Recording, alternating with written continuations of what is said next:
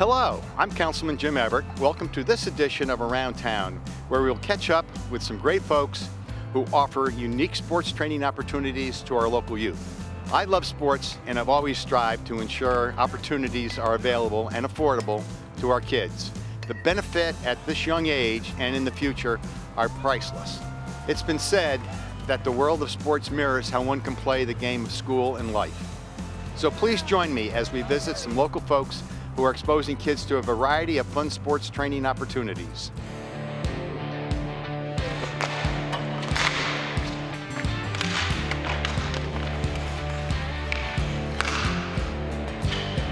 Back in 1959 and the early 60s, when I went to Syracuse, I helped start a hockey club. Hockey was always my first love in terms of sports. And after playing in college and a little bit thereafter, I was so excited when I discovered that we had our own hockey rink right here in San Clemente. I'm with Craig Lyons, and Craig is going to tell us a little bit about how this rink came to be right here up in the business park off of Manasera. Craig? Well, I grew up in Calgary, Alberta, Canada, and being a hockey kid, I've been on the ice since I was like 2 years old. And I played pro hockey for 11 years, all over the country, ended up in Europe for a little bit. And I landed back here in California and finished with the Long Beach Ice Dogs. And I met Doc Lopez 11 years ago now. And he had a little ice hockey rink, and he took up hockey at 49 years old.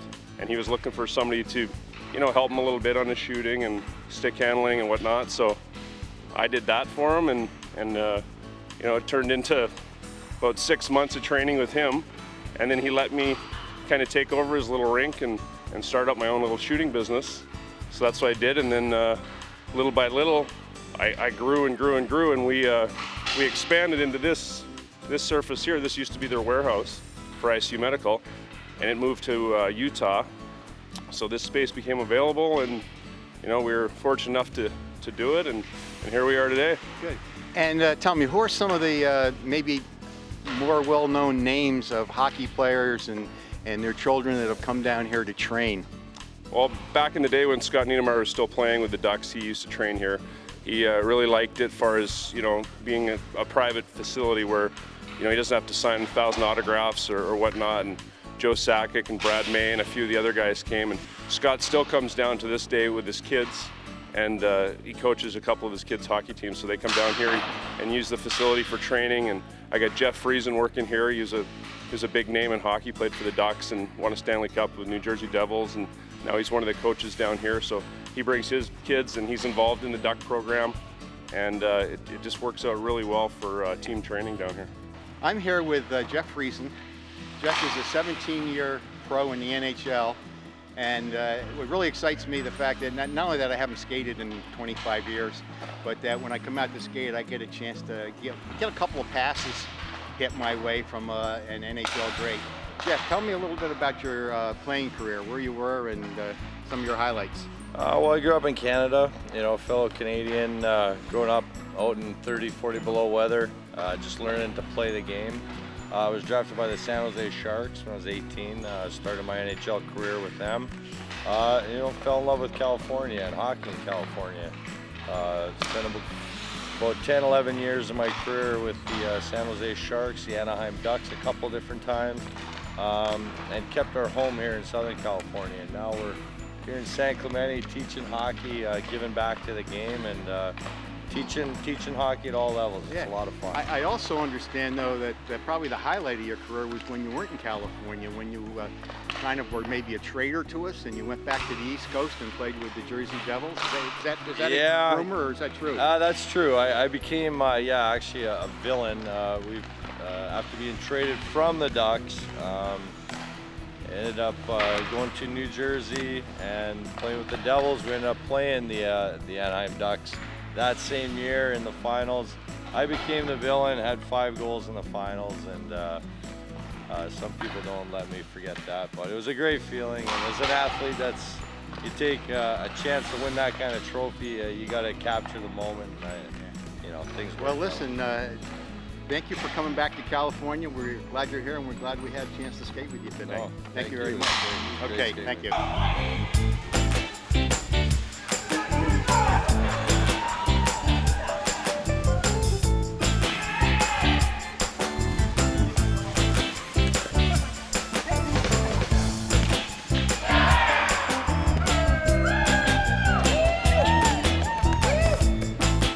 Well, here we are in our little skating rink, or hockey rink in city of San Clemente, and I'm with the organizer of this event from Rotary. It's a Rotary broom ball, a Rotary broom ice ball, whatever. And Jim Rudder. Jim, what do you have to say about this game so far? Oh, I love it, love it. We get a chance to do our Walter Mitty hockey bit here, run around trying to be stars. Who knew there was ice in San Clemente? What a neat thing. A great thing about Rotary is it's not just for Rotarians, it's for family and friends. As you see, Greg is here. Some of our wives are over here. So it's a great organization, and besides doing all the charitable things, we also come out and have some fun every now and then. Oh my, he did it again. Good evening. This is Jim Everett, Councilman Jim Everett, and I'm down at the hitting club on Los Molinos. These kids are here to having a good time. You know, when we talk about baseball, we say that practice makes perfect. That's exactly what these young baseball enthusiasts start doing tonight with their batting skills, perfecting every next swing. With the coaching from San Clemente residents Dave Hansen and Dave Schmidt, they're sure to hit the ball out of the park this Little League season. Both Daves have experience with major leagues. Dave Hansen started his career as a pinch hitter with the Dodgers and is now assistant hitting coach for the Angels, and Dave Schmidt is a retired Boston Red Sox catcher. Now, that doesn't bother me, even though I'm from New York and I prefer the Yankees, and we know how the Yankees and Red Sox get along. Don't laugh, guys. No faces. We'll try not to. Yeah, that's a good one. Okay, now we're ready to see some of these kids taking some swings. Are you kids ready? Yeah! All right.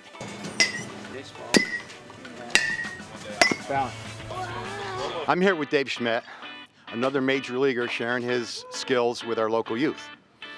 Dave, could you tell me what inspires you to teach this program? I just love kids. I've always loved to do it. When I got done playing in 1982, a friend of mine, John Verhoeven, opened a batting cage and asked me to do the hitting, and I've been doing it ever since then. Terrific, Yeah. terrific. And where did you play? I played at Michigan High School. I signed as a second-round draft pick in 1975, and I made it to the big leagues in 1981 with Boston. So I played my entire Boston. career in their organization. With this group, what other opportunities do you have to help these kids with their hitting skills? Well, we've done some clinics, and Hanson's here, and we do the hit club sometimes turns into a clinic, and we have some guys up the road too that are great conditioning guys with the real state-of-the-art machine, and we're sending some of the kids there now too. So, but mostly it's individual lessons for the kids, and they can rent the cages on their own too. Terrific, Yeah. terrific. I also hear that you're an avid writer and have written some screenplays in Hollywood movie Racing Stripes that went international. Yeah. Congratulations for doing that. What kind of plans do you have for writing about baseball themed scripts? I actually wrote one. It was the first one I ever wrote, and it got optioned by a company called Alcon Entertainment. They did The Blind Side and The Book of Eli, and then I pitched this idea for Racing Stripes, and they paid me to write it. I'm here with Dave French, the owner of San Clemente Sports. I understand you're the go-to place for anything associated with San Clemente baseball uniforms and sports equipment. How long have you been operating down here in the Los Molinos district? 2007 was the year we started.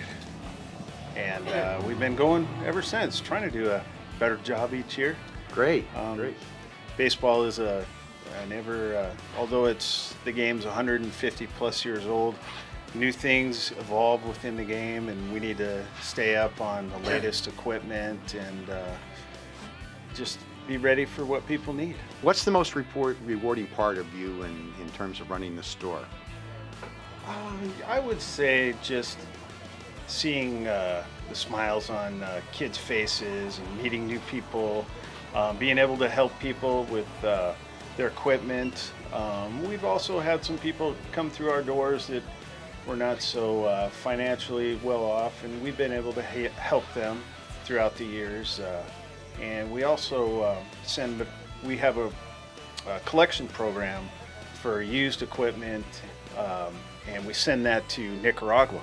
I'm here with former major leaguer Dave Hansen. Dave, I understand that when you started your career, you were with this team called the Dodgers. Yes, I was with the Dodgers. And where did Is that a bad thing? But where did the Dodgers originally come from? Well, I'll have to say they did come from New York. Yeah, they were from Brooklyn, New York. They were. And back in the day, I was a young Giant fan. Oh. So even I'm when the sorry to Giants hear came that. out here to San Francisco, I kind of stuck with rooting for them for I a while. understand. I Okay, understand. but beyond that, could you tell us, now you're a batting coach with the Angels, what's the best part of that job? I think the best part of that job is being having the best seat in the house to watch the best game in the world. That's terrific. Absolutely. I mean, what a blessing it is to be able to be at that level, coach at that level, and to watch the game that close. That's terrific. Yeah, it's a super game. What were some of the memorable moments or things that you did as a player? As a player, well, I mean, I had a couple pinch hits here and there for the Dodgers, and set a couple records. One of my favorite, and I'm sorry, I'm going to apologize first. It must have been against the Giants. It was against the Giants. One of my most memorable experiences as a player was at Dodger Stadium. We're playing the Giants, and it was 0-0 in the ninth, just like we do in the backyard. 2 outs, bases loaded, facing the closer, and Tommy Lasorda says, "Go get him, kid." And I went up to the plate and hit a home run, my first and only grand slam in the big Oh, leagues. wow. That's the 1993. kind of thing as kids we all dream of. Absolutely. Saying, boy, I wish I could get in that kind of position. I know. I That's- couldn't believe it. It was that- surreal when I was That's, stepping in the that's box. great. That's great. Now, you do a lot of coaching, not only in the majors, but you also are working with these kids here. Which is more difficult? Working with the kids by far. No, I tell you what, this is refreshing for me. You know, at the level you know that I'm coaching at now, it's a lot more psychological. You know, and so being able to help out with the kids locally here, Get their basics down. absolutely get their fundamentals down, build some confidence. This game is hard. Yeah. You know, but if we can just reach out and work with the kids at a younger age, give them some confidence. You know, maybe they'll continue to play this game, and maybe even end up getting some education out of it. Yeah. And it's really terrific here in San Clemente because we have such a great Little League program. in San Absolutely, Clemente. I think the it's best. one of the biggest in the nation. Yeah, isn't yeah, that's it? what Sam tells me. Yeah. Okay, with mental and peer pressure involved in being up to bat, how do you help the kids overcome this kind of pressure? Well, that's a tough one, and so what I found to work really at a younger age is to expose them to all the different situations that come up in the game. So, practicing like they want to play, so that when they're in those big moments, in those big games, they've been there before. Right. And I think that's really important, that they're able to feel that confidence in the box, even if it is the big game. The game is the game until we put an emotion to it. It's the same. So whether it's the ninth inning on the biggest stage in the world, With or the bases loaded. or if we're in, we're down at Bahia, Right. Vista Bahia, and we're, Right. we're in the sixth inning of a Little League game. It's the same situation. It's the same game, and so being able to expose them to those, I think, at a younger age will help them in the course of their young careers.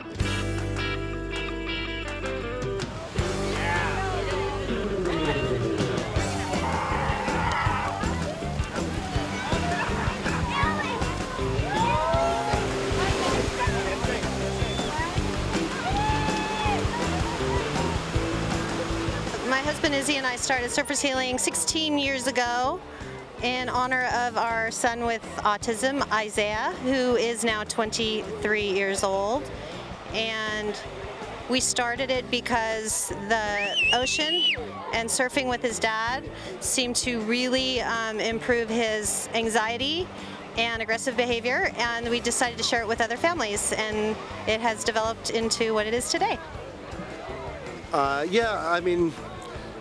Danielle and I have been through a lot with Isaiah, and he's taught us a lot. He's 23 years old, and with a lot of parents with autistic children, it doesn't end well. And a lot of divorce, and I think aside from us, all coming together and riding waves, it's a lot of acceptance. It's a lot of young parents kind of with newly diagnosed boys and girls, and nobody knows our kids, like other parents with children with autism. So, it's a big kind of communal support group as well, and this is kind of like a day of doing something pretty radical out there, riding some decent waves, but from here, what else can you do? I mean, going to breakfast and getting the awareness out there is still a huge mission with autism. And, the rates when our son was young is 1 in 10,000, and now it's down to 1 in, 54. So, there's something's wrong, and, at least we can provide something right now like this and the surfing, and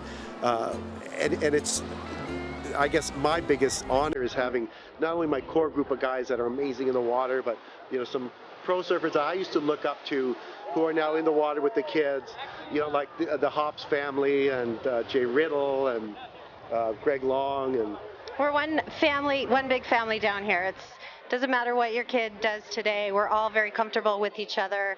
Nobody's staring, nobody's giving you dirty looks.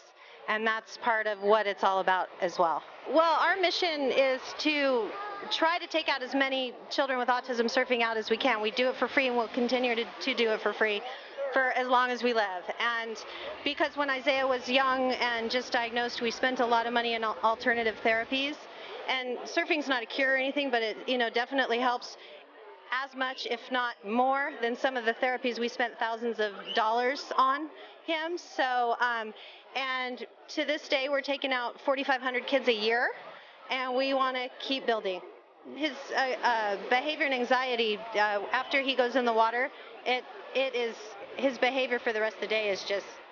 He's just calm as can be, and most of the parents, almost all the parents say the same thing. And also the ocean brings out some language with some of the kids that are nonverbal. There's a ton of families here from San Clemente today, tons. And they're boys in the water from San Clemente? Yeah, some of the surfers, McNulty brothers are from San Clemente. Greg Long's from San Clemente, and there's a lot of families here from San Clemente as well. I'm a third generation San Clemente girl. I'm proud to live in a community that takes great initiative to provide opportunities to our kids and better their world as a result. Thanks for tuning in, and I'll see you around town.